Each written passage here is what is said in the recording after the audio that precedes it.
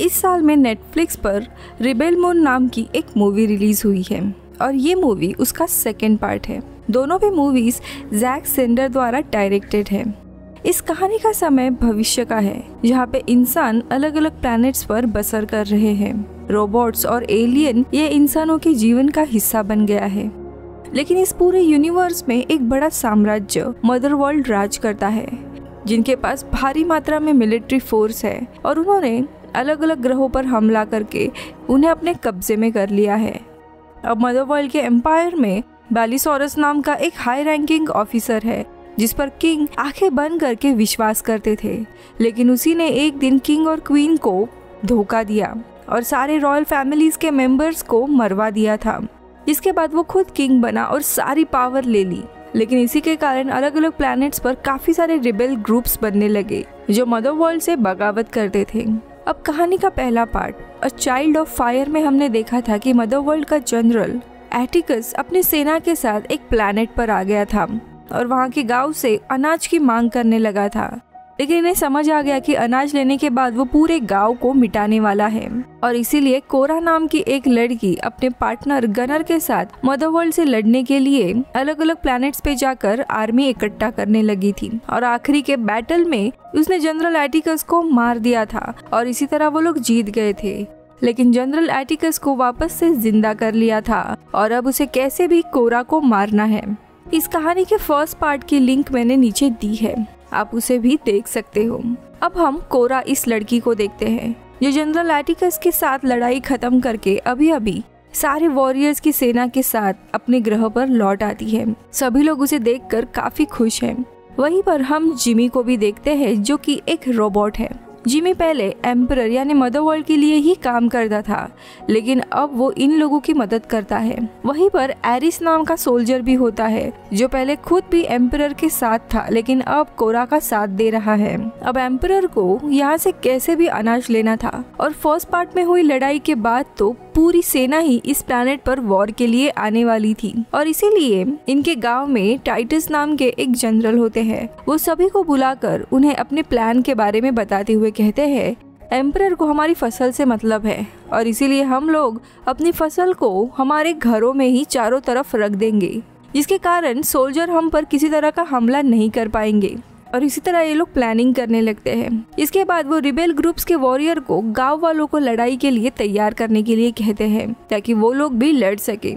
वही हम गांव के दूसरे हिस्से में कोरा और गनर को देखते हैं, जो कि एक दूसरे से काफी करीब आ चुके थे और यहाँ पर फाइनली कोरा गनर पे विश्वास रखती है और उसे अपने अतीत के बारे में बताती है। वो कहती है कि जब वो छोटी बच्ची थी तब एक वॉर में अनाथ हो गई थी और तभी मुझे बैलिसोरस यानी उसी हाई रैंकिंग ऑफिसर ने गोद लिया था। उसके लिए मैं एक बेटी समान थी। बचपन से ही वो मुझे लड़ने के लिए सिखाता था और इसी तरह मैं एक इलीट सोल्जर बन गई थी। मुझे राजकुमारी की रक्षा के लिए चुना गया था।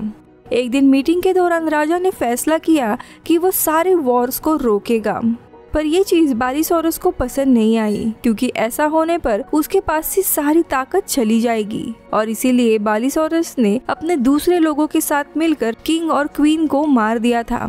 इसके बाद उसने मुझे भी कन्विंस किया था कि मैं राजकुमारी को मारूं। मैं पहले तो उसे नहीं मारना चाहती थी, लेकिन मेरे पिता के बार बार फोर्स करने पर मुझे उस छोटी बच्ची को भी मारना पड़ा। लेकिन दरअसल ये एक चाल थी मुझे फंसाने की, क्योंकि जैसे ही मैंने राजकुमारी को मारा, बैलिसोरस ने सैनिकों को बुलाकर मेरे ऊपर ही आरोप डाला कि पूरे रॉयल फैमिली को मैंने ही मारा है। लेकिन मैं वहाँ से कैसे तैसे भाग गई और मुझे अब कैसे भी इसका बदला लेना है और बैलिसोरस को मार डालना है, लेकिन कभी भी हिम्मत नहीं हुई और इसीलिए फिर मैं इस ग्रह पर आकर अपना नाम बदल कर रहने लगी। अब इनकी ये बातें हो ही रही थी कि तभी दूसरी तरफ लड़ाई की सारी शुरुआत हो गई थी।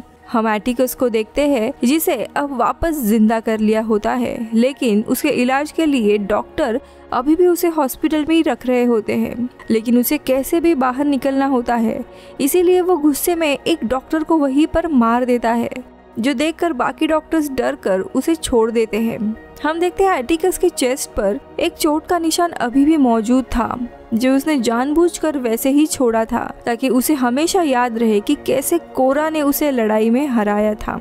और इसीलिए अब कोरा से उसे बदला लेना है और इसीलिए वो कोरा का एक नाम रखता है, द स्कार गिवर। जिसके बाद सीन अब उसी गांव पे आता है जहाँ पे कोरा थी। सभी लोग अपनी फसल काट कर उसे अपने घरों के आसपास जमा करने लगे थे। इन्हीं में नेमेसिस नाम की एक स्वॉर्ड मास्टर को भी देखते हैं जो गांव के बच्चों के साथ काफी घुल मिल रही होती है। दरअसल एक वॉर के दरमियान उसका पूरा परिवार और उसके बच्चे मारे गए थे और इसीलिए आज उसे इन बच्चों में सुकून मिला था। यहाँ पे एटिकस पूरे जंग की शुरुआत कर रहा था और वो अपने सैनिक एरिस को कॉल करके उस प्लेनेट की सारी जानकारी लेने लगता है। लेकिन एरिस की बातें सुनकर एटिकस को शक आ जाता है कि वो भी कोरा के साथ मिला हुआ है और वो उसी तरह प्लान बनाने लगता है। तो यहाँ गांव में हम देखते हैं सारे लोग जमीनों में बड़े बड़े होल्स करने लगते हैं जिसमें छुपकर लड़ाई के दौरान वो हमला कर सके। वही एरिस भी अपने टीम के सारे हथियार कोरा को देता है, जिसके बाद टाइटस इन सभी लोगों को कैसे हथियार चलाना है इसकी ट्रेनिंग देने लगते हैं। वही कोरा जिस स्पेसशिप से यहाँ पे आई थी उसे एरिस पूरा ठीक कर देता है ताकि लड़ाई के दौरान ये लोग उसे यूज कर सके और एक फुल प्रूफ प्लानिंग बनाने लगते हैं। अब रात में सभी लोग साथ में बैठे हुए थे, तभी टाइटस के कहने पर सभी लोग अपनी कहानी बताने लगते हैं कि वो सभी लोग एम्परर के खिलाफ क्यों हैं। तभी टाइटस खुद कहते हैं कि मैं पहले एम्परर की सेना में जनरल था, लेकिन एक दिन बैलिसोरस ने मुझे रिबेल्स के एक ग्रुप को मारने के लिए भेजा था जिसमें काफी छोटे बच्चे थे। उन्हें देखकर मैंने लड़ाई से इनकार कर दिया था।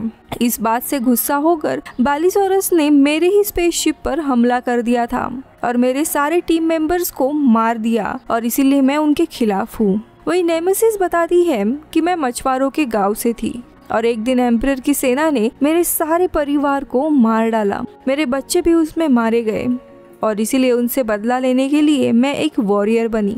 लेकिन मैं पहले काफी कमजोर थी और इसीलिए मैंने अपना एक हाथ रोबोटिक बना लिया है ताकि मैं लड़ाई कर सकूं।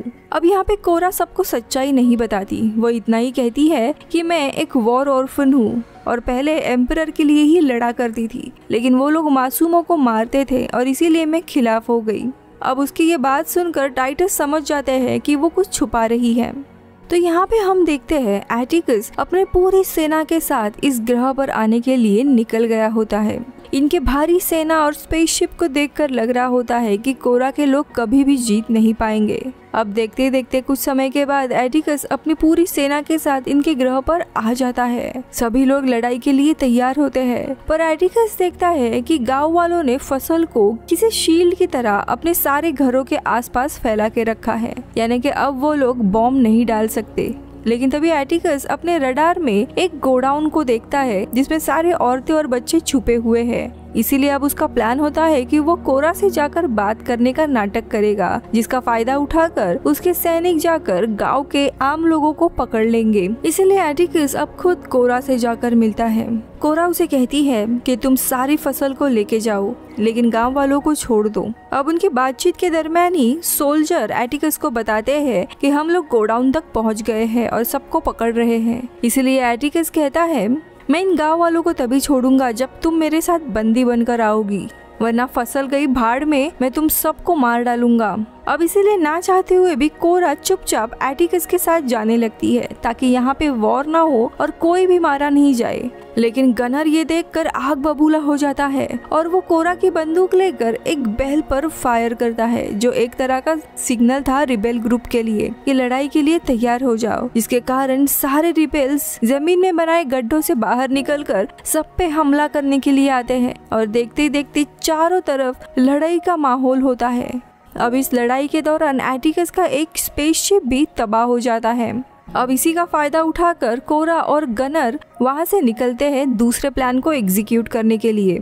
लेकिन यहाँ पे हम देखते हैं एटिकस खुद गड्ढों के अंदर जाकर छुप जाता है और काफी सारे रिबेल वॉरियर्स को मारने लगता है। आसपास के लोगों को मारकर वो खुद भी अपनी स्पेसशिप में वापस आ जाता है। वही दूसरी तरफ सोल्जर गोडाउन के अंदर घुस जाते हैं, लेकिन वहाँ पे नेमेसिस अपनी तलवार से काफी सारे सोल्जर्स को मार देती है। लेकिन सोल्जर्स काफी ज्यादा थे और इसीलिए नेमेसिस, एरिस और सैम इन तीनों पर भी सोल्जर्स भारी पड़ने लगते हैं। इसी बीच में नेमेसिस का एक हाथ भी कट जाता है, तो यहाँ पे सोल्जर सैम के बंदूक को भी तोड़ देता है। पर इससे पहले कि वो सैम को मारता तभी वहाँ पे एरिस आकर उसे बचा लेता है।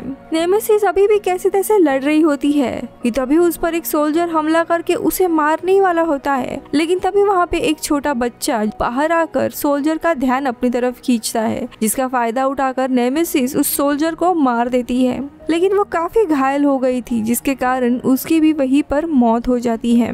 जबकि दूसरी तरफ अब लगभग सारे रिबेल्स मारे गए थे और एटिकस लड़ाई जीतने वाला होता है। लेकिन इसी बीच में एक रिबेल बॉम्ब को एक्टिवेट कर देता है, जिसके कारण वहाँ पे कुछ सोल्जर्स मारे जाते हैं। मगर तभी बचे हुए सोल्जर्स ऑटोमेटॉन्स नाम के रोबोटिक सोल्जर्स को लेकर गांव वाले और रिबेल पर हमला करने के लिए आते हैं और वापस से काफी घमासान लड़ाई शुरू हो जाती है। ये रोबोटिक सोल्जर गांव वालों पर भारी पड़ रहे होते हैं, लेकिन तभी वहाँ पे मेलियस किसी तरह सोल्जर्स को मारते हुए ऑटोमेटॉन्स के पास पहुँच जाती है और एक रॉकेट लॉन्चर से उन्हें तबाह कर देती है, जिसके कारण सभी बचे हुए रिबेल्स एक बार फिर से लड़ने लगते हैं।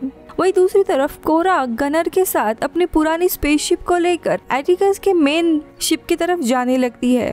और क्योंकि कोरा एक स्मोक बॉम्ब का इस्तेमाल कर रही थी, जिसके कारण सोल्जर को लगता है कि ये उन्हीं का शिप है और इसीलिए वो लोग कोरा के स्पेसशिप को अपने शिप के अंदर आने देते हैं।